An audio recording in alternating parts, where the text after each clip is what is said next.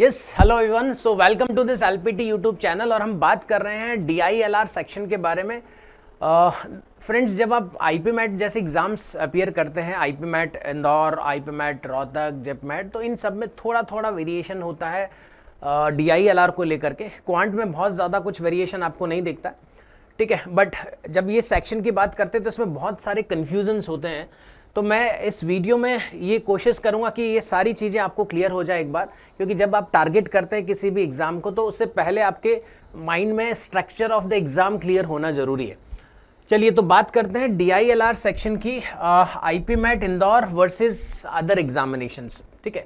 So friends, जब आप IP MAT Indore की बात करते हैं तो टोटल 90 क्वेश्चंस आते हैं। ध्यान रखना 120 मिनट्स के लिए 2 घंटे में आपको 90 क्वेश्चंस मिलेंगे। इसमें से क्वांट और VARC के 2 सेक्शन हैं, ठीक है। क्वांट में 2 सेक्शन होते हैं, 30 क्वेश्चंस आपको मिलेंगे MCQ और 15 क्वेश्चंस आपको मिलते हैं शॉर्ट आंसर टाइप, ठीक है। अब बात आती है इसमें DILR कहाँ है।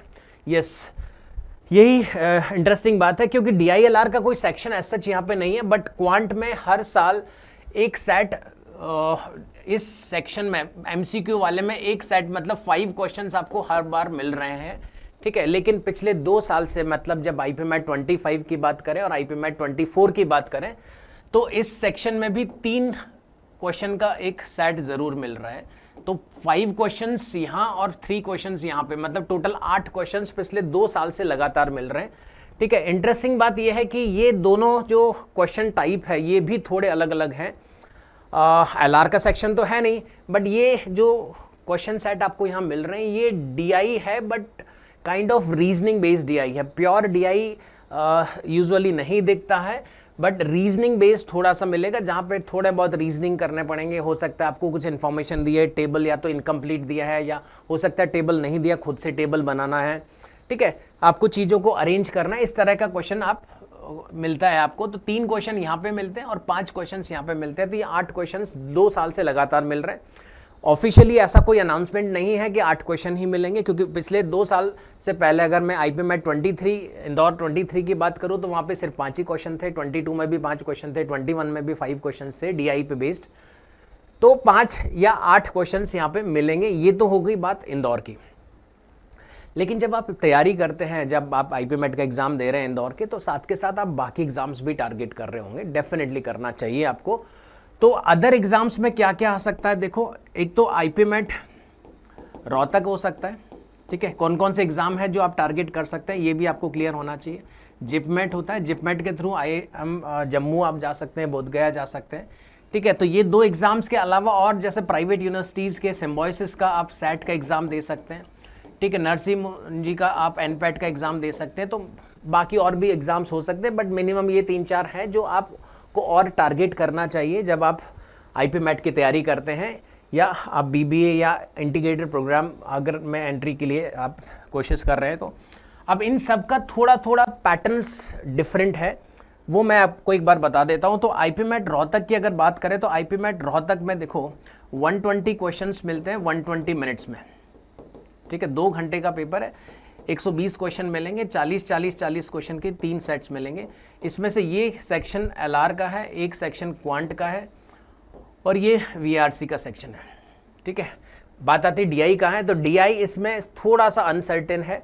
पिछले 2 साल से यहाँ पे इसमें सिर्फ LR आ रहा है, लेकिन इससे पहले क्या इसमें अगर आईपी मैट रोहतक की बात करूँ तो आईपी मैट रोहतक में एक सेट आपको मिला था आईपी मैट 2023 में, ठीक है। इसमें DI जिसमें आपको टेबल में कुछ इन्फॉर्मेशन दिया था, टाइम स्पीड डिस्टेंस पे बेस्ड, हालांकि वो सेट था, ठीक है। एक बार 2019 में एक क्वांट के सेक्शन में भी DI मिला, ठीक है। तो ऐसा करके आपको मतलब कहूँगा कि कुछ सर्टेन नहीं है DI आएगा कि नहीं आएगा, बट डेफिनेटली LR आपको मिलेगा। तो LR पे ये 40 क्वेश्चंस मिलते हैं। आप इसको थोड़ा सा और डिटेल में जाओगे तो इसमें टॉपिक्स क्या क्या मिलेंगे इंदौर से बिल्कुल अलग है। यहाँ पे जो टॉपिक्स मिलेंगे, ब्लड रिलेशन, डायरेक्शन सेंस पे बेस्ड क्वेश्चंस मिलेंगे, कोडिंग डिकोडिंग सीक्वेंस सीरीज पे बेस्ड क्वेश्चंस मिलेंगे, वेन डायग्राम पे बेस्ड क्वेश्चंस मिलता है। तो इस तरह के वैरायटीज ऑफ क्वेश्चंस है जो आपको यहाँ मिलेंगे 40। सिमिलरली अगर आप जिपमेट की बात करेंगे तो जिपमेट में 150 मिनट का ये सेक्शन होता है और इसमें आपको 100 नंबर ऑफ क्वेश्चंस मिलते हैं। 3 सेक्शन है नो डाउट यहाँ पे भी। तो रोहतक की तरह यहाँ पे भी 3 सेक्शन है, 1/3 सेक्शन है ये हर एक। तो 34 क्वेश्चंस आपको इंग्लिश से मिलेगा, 33 क्वेश्चंस क्वांट से मिलेंगे और 33 क्वेश्चंस आपको एलआर से मिलेंगे। इसी में डीआई भी आता है, ठीक है। तो यहाँ पे डीआई का अगेन कोई सेक्शन नहीं है, बट एलआर डीआई का कंबाइंड सेक्शन है। 33 क्वेश्चंस, आउट ऑफ दीज 33 जो पिछले सालों के एनालिसिस है उसके हिसाब से 2 से 3 सेट आपको मिलेंगे, मतलब 7 to 8 क्वेश्चंस, कभी कभी 3-3-2, मतलब 3 क्वेश्चंस का एक सेट, 3 क्वेश्चन का एक सेट, 2 सवाल का एक सेट, कभी कभी 7 क्वेश्चंस, कभी 8 क्वेश्चंस, इस तरह का पैटर्न यहाँ पे चल रहा है। ऑफिशियली कोई अनाउंसमेंट नहीं है ऐसा कि कितना डीआई आएगा, बट 33 क्वेश्चंस एलआर और डीआई से कंबाइंड है। टॉपिक्स की बात करें तो यहाँ पे भी symbol notations, blood relation, direction sense, coding decodings, ठीक है, एनालॉजीज पे बेस्ड क्वेश्चंस आता है, सीक्वेंस सीरीज आता है, ठीक है। तो इस तरह की पजल्स आती हैं इसमें भी, पजल्स में अरेंजमेंट, ठीक है, यहाँ पे भी पजल्स आपको मिलेंगे, अरेंजमेंट, डिस्ट्रीब्यूशन, सिलेक्शन वाले टाइप के।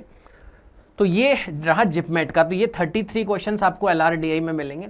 चलिए, अगर मैं बाकी 2 एग्जाम जो प्राइवेट यूनिवर्सिटीज़ की मैं बात कर रहा था कि सिम्बोसिस की अगर बात करें तो सिम्बोसिस में बहुत टाइम का क्रंच है, 60 मिनट का टेस्ट है ये, और 60 मिनट में 60 क्वेश्चंस आपको मिलेंगे, और इसमें 4 सेक्शन है, ध्यान रखना, 16, 16, 16 और 12, ये 12 क्वेश्चंस एलआर से मिलेंगे आपको, ठीक है।